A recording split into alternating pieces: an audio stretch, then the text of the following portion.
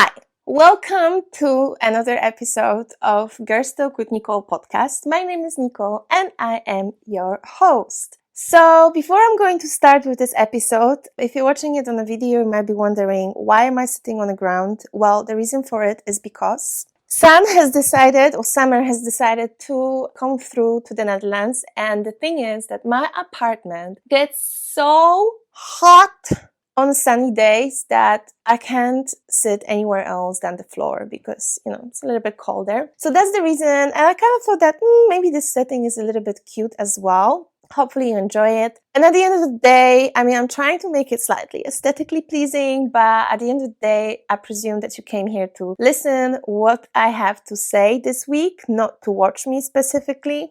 I did try to be cute anyways, with some makeup. So I hope that it will do, okay? Another thing that I would like to do before I tell you what we're going to talk about today is to welcome our newbies. So if you're here for the first time, and this is the first episode that you're hearing from me, first of all, welcome. Thank you for sticking around for that first minute. And since you're here, let me tell you real quick, what can you expect from this podcast? So basically, during this podcast, we are discussing all kinds of topics that a woman or maybe some men can relate. So we just talk about life and things that cross my mind. And because I'm a thinker and an overthinker, there's a lot that crosses my mind. We're talking about heartbreaks, about being an immigrant, about ADHD. I'll tell you, I didn't yet, but I will tell you about my ACL recovery. Today, we're going to talk about twerking and feminism. The range of topics is very, very wide, but I think the main thing that it has in common is that a lot of people can relate to it. And that is where I'm trying to aim. I'm sharing my stories and my opinions, and I invite some guests to discuss certain topics for you guys to just know that you're not alone in whatever it is that we're discussing, okay? Just relatability. I think that's the keyword when it comes to this podcast. Like I said, I am your host, so you'll be hearing my voice most of the times. I do have some guests sometimes, but if you don't like my voice, I would suggest listen. To give me a chance and try to listen a few more minutes, because I know from my own experience that sometimes I would start listening to a podcast and I wouldn't necessarily like the host's accent or voice. But then because the topic was interesting, I continued listening, and at some point I got so hooked in their voice and accent that I started loving it. So who knows? Maybe if you don't like me right now, if you continue listening, you will fall in love. All right, I'll tell you what we're going to talk about. Then I'm going to give you some live update, and then we're going to jump back into the topic, because the topic of today is juicy and controversial, you guys. And that is whether twerking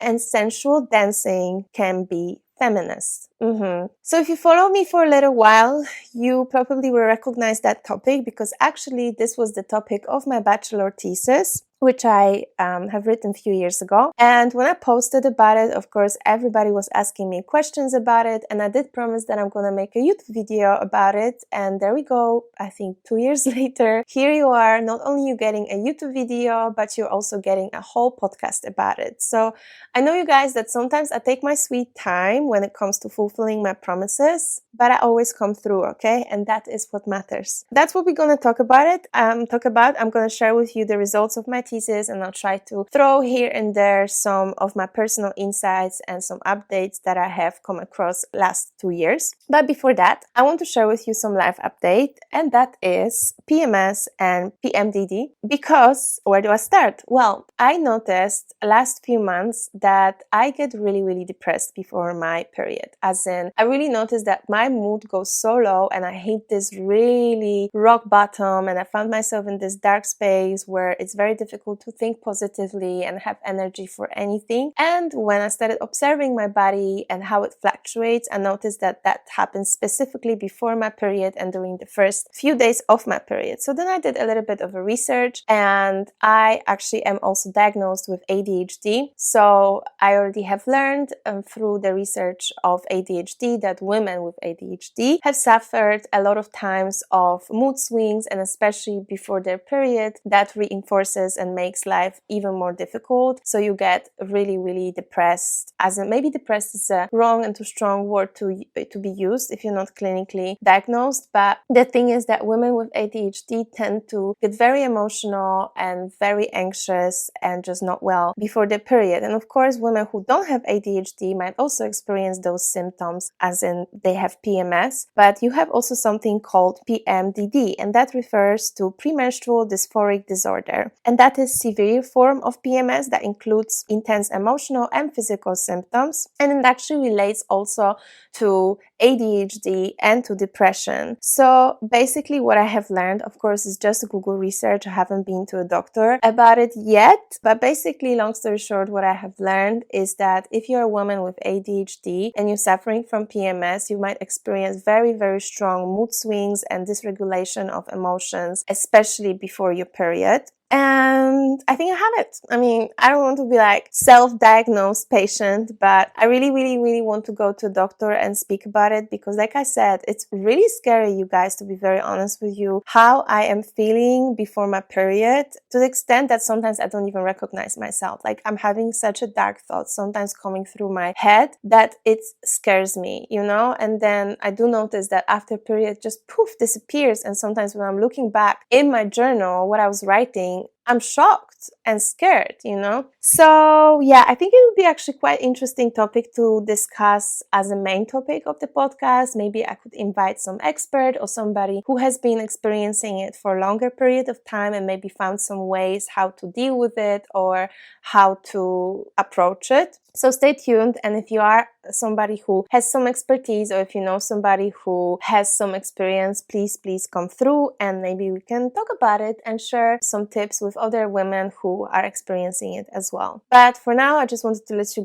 know that you're not alone. And if you're experiencing it, please reach out. Okay, so that's a little update when it comes to my life and thoughts. Let's move on to that sweet topic of my thesis. Okay, I feel like talking about it is a little bit tricky and controversial on its own. And I feel like I'm going to be walking on, how to call it, thin ice, because some people might get sensitive, upset, some people might disagree. And I have some small people-pleasing tendencies where I am not trying to hurt anyone, but then I still want to speak my mind and I want to share with you the results since a lot of people ask, and I think it's a very interesting and beautiful topic. But few disclaimers coming your way. First of all, just so you know, in case you didn't know yet, it's an academic research, right? It's a bachelor thesis. And the thing about academic research is that a lot of times it has a lot of limitations when it comes to researching the topic and speaking about it. It's not like you can just throw your opinions and be like, well, this is what I have heard and this is what I know and I'm an expert in this field, so this is the fact. No, that doesn't work like that. Everything that you say, you have to back up with an academically approved source. So like an other article and other research that has been done before yours. Even if you're speaking about obvious things, as in if I tell you that, I don't know, this apple is red and we all see that it's red, I still cannot put it in my thesis or academic paper without any references. I actually legit have to find academically approved source that says that apples are red and then I have to reference it, right? That is for people who are maybe not that familiar with academic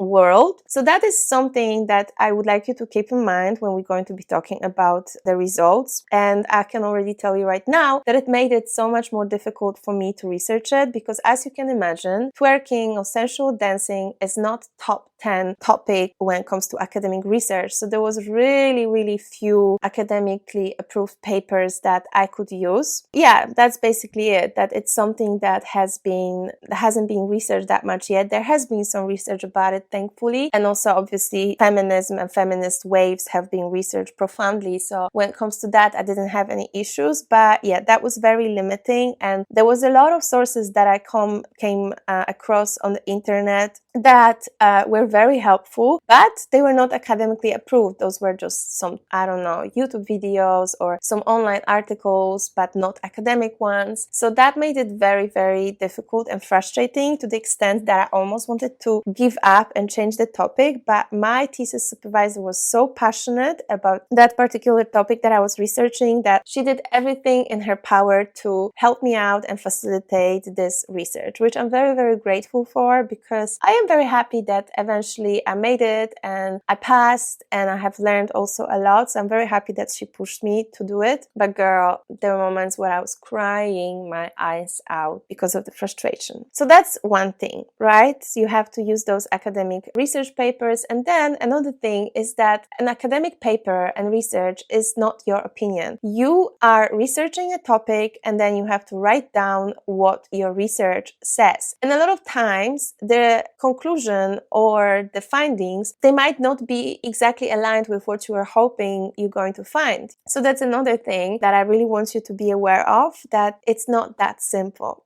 It's not that simple. Also, I think very important thing to mention is that twerking was actually a small part of my thesis. Actually, the main topic was women using sexuality as means of empowerment, and since next to other feminine forms of dancing, such as pole dance or heels, twerk is very prominent, often seen in media. I use twerking as a main example, and as you learn a little bit later, Beyonce was my study case, and it all kind of comes together when it comes to feminism, twerking, using your femininity and sensuality as a marketing tool or form of empowerment, but we'll talk about it later. Also, a very important aspect that I really want to add over here is that I am fully aware that twerking, besides being healing for some in terms of connecting with their sensuality and form of empowerment, has been and is a huge part of Black culture. And first and foremost, before it became so popular as it is now, it was actually a cultural dance. And twerking does not always revolve around sensuality or female empowerment per se. It can also be a form of celebration of a cultural and African heritage. However, my thesis, as you will learn later on, is about twerking in a context of feminine dancing, or specifically, like I just said, Beyonce being one of the hyper-feminine pop icons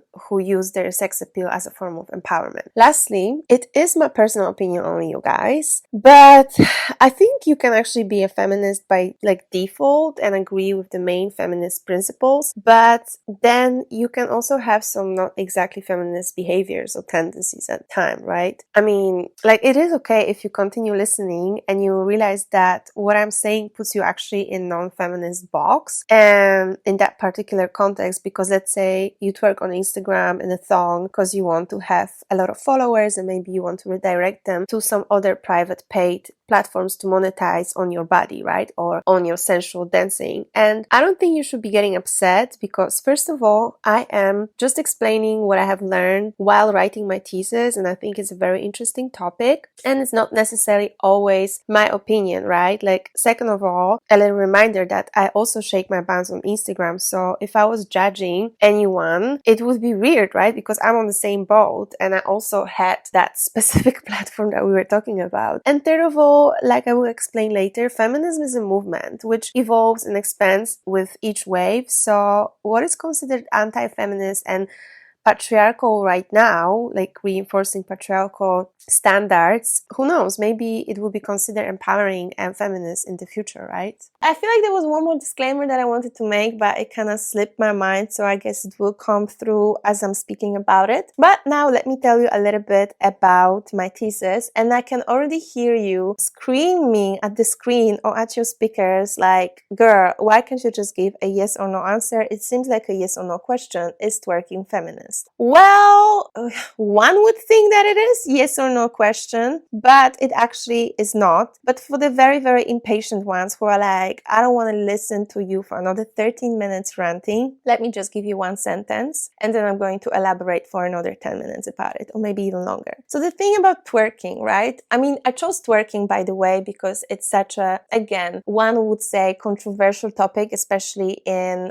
academic world. Oh yeah, I know what I wanted to say. So the reason why I wanted to research it is because, of course, in case you don't know, in case you just found this a podcast, I twerk as well, okay? So obviously, I'm not judging these women. I am supporting them personally, right? Because I am one of them. That would be some weird form of self-hate and self-deprecation, or I don't know if it's the right word. But anyways, so the reason why I really wanted to research this topic is because I feel like I am very controversial persona for a lot of people and for society myself, because like I just said, I do twerk, I also do pole dancing, I do heels, I do all kinds of sensual dance styles. I am very much involved in women empowerment and helping women connect with their sensuality and embody their sensuality and reclaim their power. And next to this, I am very smart, and so I went to the university. And like I just told you, at the university, all the other things that I do are controversial and not very day-to-day normal, right? So that's why I really wanted to research this topic, to bring that topic into academic field and also learn some things about myself, right? So that was like my main reason. And I was feeling very happy that, I could graduate with writing about something that was interesting me rather than some topics that would bore me to death. So that is the reason. Now, as I already told you, as I was researching it, I came across a lot of bumps on the road, and I also have learned that it's not that simple, it's not that black and white. And in order to answer this question, one has to really understand what is feminism, that there are different waves of feminists, but the most important thing at the end of the day is the context, okay? So whether twerking can be considered feminist, it really depends on the perspective and the context, like I just said. Some see twerking as an act of self-expression and empowerment, where others view it as an extension of patriarchal objectification and sexualization. Feminist perspectives are diverse, influenced by cultural, social, and individual factors. Okay, so that's like an answer in a nutshell. To simplify it, basically, how I see it, as in how I see the results that I have come across during writing my thesis, is that if you're asking yourself, because only you can know, because the thing is that only you know your actual motives why you're twerking or pole dancing or stripping or whatever. So to put it in very simple context and simple words, if you're wondering if you are a feminist, you have to ask yourself, what is the reason that you're doing whatever it is that you're doing? Let's just stick to twerking to simplify the concept, okay? So if you're twerking because it really gives you this sense of power and connection with your body, are you celebrating the culture or maybe your own cultural heritage, or whatever it is, whether it is reclaiming the power of your sensuality, is that the reason? Is it really for you only? And you might still put it out there on Instagram, that doesn't matter. Or are you doing it because you're seeking for validation from Instagram viewers? You want some likes on Instagram, you're just trying to make money, but actually the reason why you're twerking is not to reclaim that power and take ownership of your sensuality. Because if you are doing it only for money, and if you are doing it to gain male gaze mainly and get money from men, then that is not feminism, because again, you objectify yourself and you reinforce the patriarchal norms of society. So at the end of the day, only you know what are your motives, and then you have to answer it very honestly at the comfort of your house by yourself, and then you get an answer whether you can be considered a feminist. You know what I mean? So that's something that I have learned through my research, big time. But now I'm going to tell you a little bit more about it. And I'm going to tell you about the thesis specifically. So like I told you, I think already, my study case was Beyonce, because she is very controversial, or maybe she was, because that was the things that I was researching, the sources were from 3 years ago, but basically she's been seen as quite controversial persona because, she is a very outspoken lady, she's dancing very sexy, like she's twerking as well, she's very successful. She's married to a rich man. That's very important as well. She made some songs about if you like it, put a ring on it stuff. So again, she made some songs that do reinforce patriarchal norms of society. But at the same time, she made some songs which are reinforcing women being independent and women being empowered. So it was a little bit double. And she got a lot of criticism, but of course also a lot of support. So it was always like that there were some people who were supporting it and who were against against it. But then there was a moment when big feminist icons and very prominent people in feminist movement actually criticized Beyonce of giving a false image of feminism to her fans and to younger generation. And this is how the discussion kind of snowballed, and more people started discussing it. Hence, I found some sources to base my thesis on. So it's not maybe not very interesting for you guys, but my methodology was discourse analysis. Since I studied communication, I had to use one of the methodology that we are familiar with, and so I decided to choose discourse. And since the thing that I was researching were comments on YouTube video discussing Feminist and Beyonce. Okay, my findings were split into, so there were two main perspectives of female icons using sexuality as an empowerment, because that was a subtopic of my thesis. So the big topic was whether twerking is feminist, but then I kind of had to break it down into focusing whether female icons who use their sexuality as means of empowerment are represented on social media as feminists or not. And like I already told you, my main case was Beyonce. So in my findings, I found out that there are two main perspectives on female icons using sexuality for empowerment, and that was one negative view, of course, another one was positive. And the negative view has shown that some see these icons as hypocritical, promoting a diluted form of feminism that aligns with capitalist and patriarchal values. However, from the positive perspective, one could say that others see them as modern feminists who reclaim their bodies and sexuality, challenging the patriarchal norms. So as you see, it is never black and white, and there is always arguments against and arguments for the fact that twerking can be feminist or not. So since I have been talking already for over 20 minutes, let me just try to cut it short, even though the thesis was like 15,000 words. But another thing that I also wanted to mention, and I think it's important for this podcast specifically and this topic, is that a lot of people have a lot to say about that specific topic without researching what is actually feminism, and also without realizing that feminism is a concept that keeps on evolving. It's a movement. So there are, multiple waves of feminism, and what feminism was standing for 50 years ago is not very much accurate now. However, one thing that is very, very much prominent in feminism, and it would simplify it very much for people who have simple minds, is that feminism movement supports women having right to choose, to do whatever that is they want to do. Yes? So, for instance, women who prefer to stay home and take care of their children and who want to be supported by their husbands still can be considered feminist if that's their choice, if that really is coming from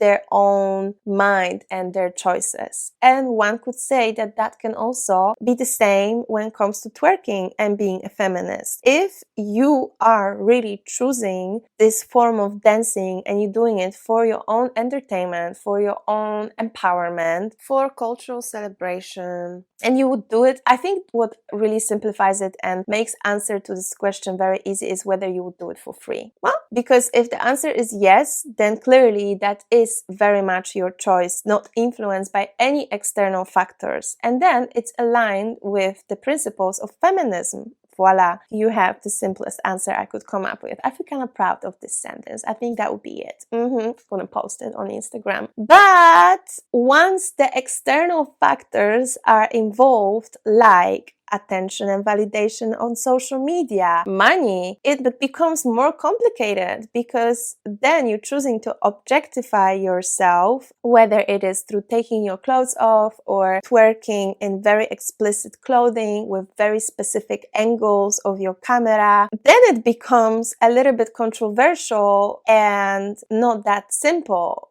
Because again, then you are objectifying yourself for the sake of male gaze and attention and their money. And one could say yes, but I'm still taking ownership of my money to monetize it. Yes, that's fine. And just a little disclaimer once more, I'm not criticizing anyone, because who am I to judge? I had OnlyFans myself, So don't feel like I'm trying to look at you from a higher horse, I'm on the same boat, okay? But I'm just saying, what I've learned during my research from academic point of view, okay? So yeah, then it becomes tricky, you know? And I think that is also a very important thing to keep in mind, especially when you're somebody who has big impact on younger generation of women, because that is something that makes me slightly scared and worried, that I see a lot of younger girls who call themselves feminists, they put it in their Instagram bio, but you can see that they're actually very vulnerable, very insecure, and they are twerking or pole dancing, again, in very, very explicit clothing, filming themselves from very specific angle and putting it on Instagram. And again, I don't know what's in their mind, but if you call yourself feminist, you really have to answer yourself a question whether you are doing these things because that empowers you and gives you ownership of your own body, or you're doing it because you want male gaze and attention for the sake of validation. And I think that is a little bit dangerous area, because not only you're sending a wrong message, but you're also putting yourself in a very vulnerable position. But maybe that's a topic to discuss other time. Anyways, to sum it up, let me just give you some bullet points so you can have it kind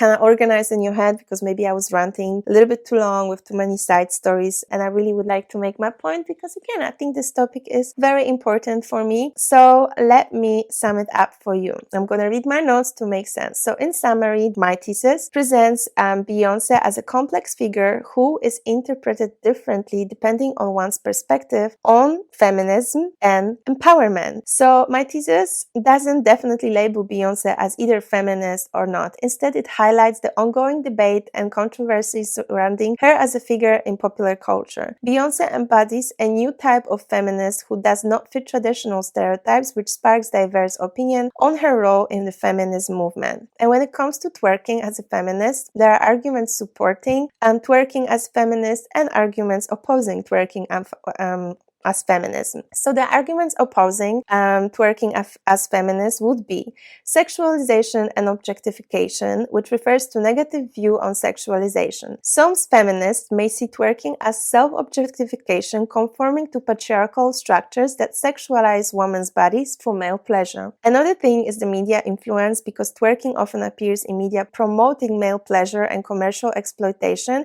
and it can be seen as problematic. Last but not least, the concept of ambiguity of empowerment and real versus false empowerment. That one is really important actually for me.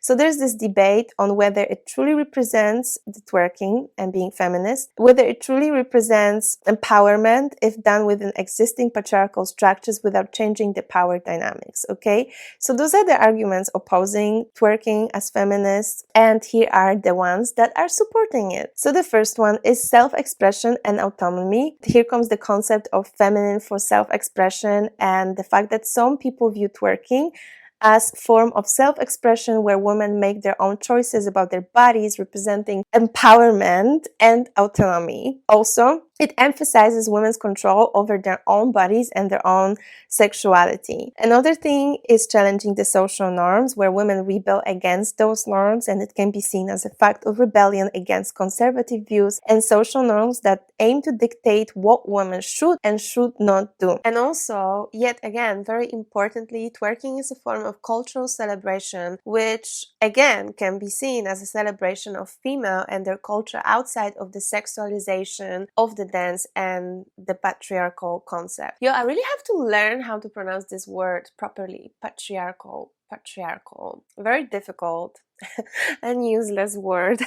And I also just remembered I spoke about it with another girl from my university who researched not twerking specifically, but just Black culture. And she also told me that when it comes to Beyonce specifically, there's also this concept of cultural appreciation and recognition of Afro-American culture, because of course, Beyonce is a huge role model for women in general when it comes to multidimensionality and being successful, powerful, and dancing sexy. But next to this, she is a huge role model for Black women because she's also a Black woman, and she shows younger generation of Black women that you can look like the way you look like her, and you can be successful and empowered. And also what Beyonce is actually doing right now as well a lot is representing the culture, right? So when Beyonce is twerking, she is actually acknowledging and showing the appreciation to her culture, right? To the Black culture, because obviously twerking comes from Black culture. That is also a very important aspect when it comes to Beyonce, twerking, and empowerment. And another thing is that, like I just told you, obviously feminism is a movement, right? So feminism is not the same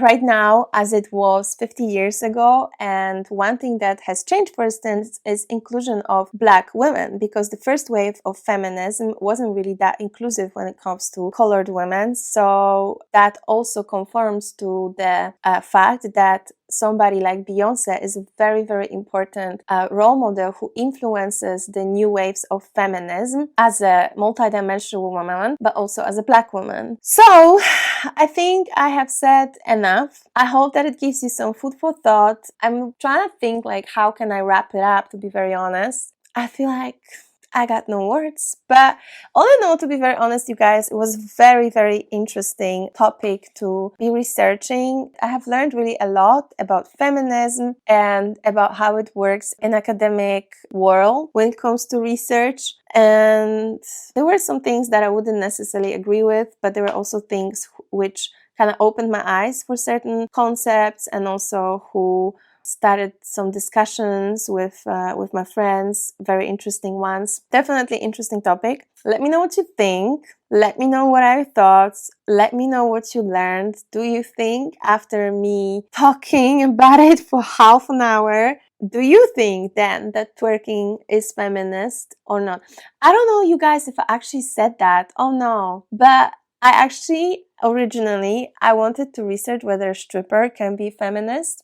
But when I kind of pre-researched the academic library, I was like, okay, there's no way I can find enough valuable resources to back this research up and to, find some literature about it. And I was really bummed about it because I feel like that would be even closer to my heart to research. But yet again, twerking was also very, very interesting. And again, learning about how Beyonce is placed in this concept of feminism was also very interesting. I'm going to close it off here. Please excuse me. Don't forget to give me 5 stars on my Spotify podcast. And I just realized actually that you can also write like a little review on Apple Podcasts. So if you're listening to me on Apple Podcasts, excuse me, can you please give me a little review? So yeah, I'm going to let you go. Thank you so much for listening. To close it off, let's take a deep breath in and out.